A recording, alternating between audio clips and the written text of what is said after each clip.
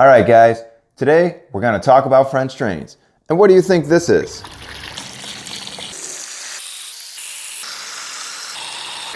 All right, turn it off. This is the most important part of a French drain. It's the most commonly forgotten step, and it is the number one reason many other companies' French drains fail. Not mine, though.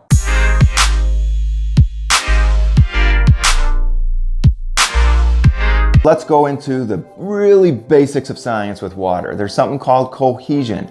Every water molecule has a desire to attach itself to other water molecules. That's why liquid stays in a cup like this. And adhesion is that liquid's desire to adhere to other surfaces. That's why if you were to look close in my cup, at the edges of the cup, the coffee actually goes up a little bit. And if I was to fill this up too high, which I oftentimes do, it's going to create a dome shape on the top of the cup. And it's not spilling over the side because all of the liquid molecules on the edge are attaching themselves and cohesion is stacking them up. So in your yard, if you have a soggy spot, what's happening is the water molecules are adhering to the soil molecules and they're staying at the surface after a rainfall, and they can cause saturation 1, 2, 3 inches deep. How do we fix this, you ask? A French drain, of course. What is a French drain, you ask? Let's get to the slides. Bring them in. All right, so you have a mushy area, kind of like this guy did.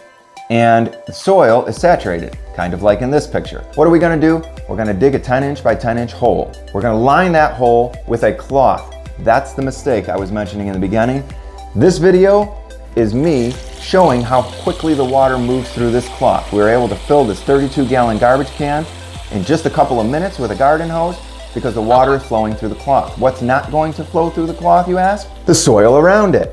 So we dig our 10-inch by 10-inch hole, we line it with this cloth, we start filling it with gravel. Now, all the airspace in between each piece of gravel is so large that the pull of gravity on the water is significantly greater than the attraction of adhesion, so that water is going to fall to the bottom of this pit. All of the perched water in the water table and the soil around it is also going to fall into this pit. As this pit starts to fill up 2 inches, it's going to get to our 4-inch pipe that has holes facing down. The water is going to go up into that pipe. That pipe is going to be pitched to go somewhere lower in elevation. That water will flow through that pipe. Our hole will never even fill up 6 inches. Now, 6 inches is the point at the top of our pipe. You have our cloth, our 2 inches of stone, our 4-inch pipe, and the 2 inches plus 4 inches is 6 inches, top of our pipe. Then we have another 2 inches of gravel on top of that. Then we have more cloth. We drop some dirt and we lay some sod. Your yard's gonna look exactly like it did before we started, except now it's not gonna hold water in that spot. The soil's gonna be firm and it's gonna be a usable space in your yard. There's a lot of value to it. Let's see one that we did this year. All right, here we are, guys. This site very likely had a drainage problem before our homeowner moved in. If you look at the neighbor's house, they had a pool installed. That pool seems a bit high to me. The yard seems a bit high to me. And what I assume is the pool contractor gave them a little bit lower of a price if they could spread the soil around the site instead of hauling it away and disposing it. So when they did that, they created an unnatural water accumulation on our neighbor's site because their higher backyard is now shedding all of its water onto the neighbor's house. If you look here, you can tell that the previous homeowner dug up his sod, regraded this area, created a little bit of a swale to direct the water to the property line. Great, he solved the problem. Then my customer moved in, and what did he do? Planted a shed right in the middle of that swale. So now all this water gets backed up and the problem's back. So what are we gonna do? We're gonna dig our 10-inch by 10-inch hole, the full length of this yard, which in this property happens to be over 300 feet. We're gonna line it with cloth, dump our stone in, and redirect the water to where the previous owner intended for it to go, because I think that's a pretty adequate solution. Right now, we're cutting up the sod. You wanna know why? Because this is good sod. And why should we have to expend the labor and the resources to remove it and dispose of it? Why should our customer have to pay to remove it and dispose of it? If we can just reuse this great sod right back in the spot, it's gonna look good. So we're organizing the pieces to the side, and we're gonna dig our hole, and then when we finish, we're gonna put this sod back down.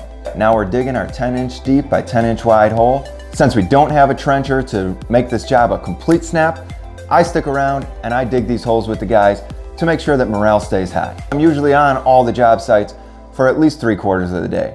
But what am I doing for the other quarter of my day? I have to pick up and drop off materials all the time. Recently, I did something super smart.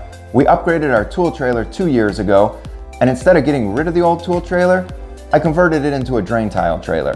This job in particular, I ran over to Menards on Sunday because I knew we were going to need a lot more pipe than we normally keep in the trailer, so I stocked it up with a bit more. Well, looks like this hole is dug. Now it's time to bring back some pipe, line the hole, and throw in some gravel.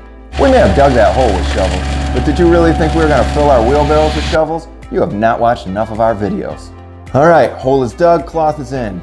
Stone is down, pipe is laid, stone is down, drain is covered. We are now grading the soil flat so that we can reinstall their old sod.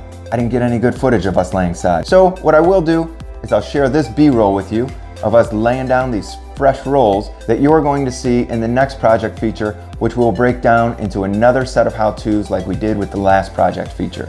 So while you watch this sod get laid, just know behind me, holding the camera, is a beautiful raised patio with an amazing outside fireplace. Unfortunately for you, I won't share it with you today because I want you to like this video, subscribe to this channel, and click on the notifications so you can see that video when it publishes. I'm Scott Flanagan. I appreciate you tuning in. I will see you next time.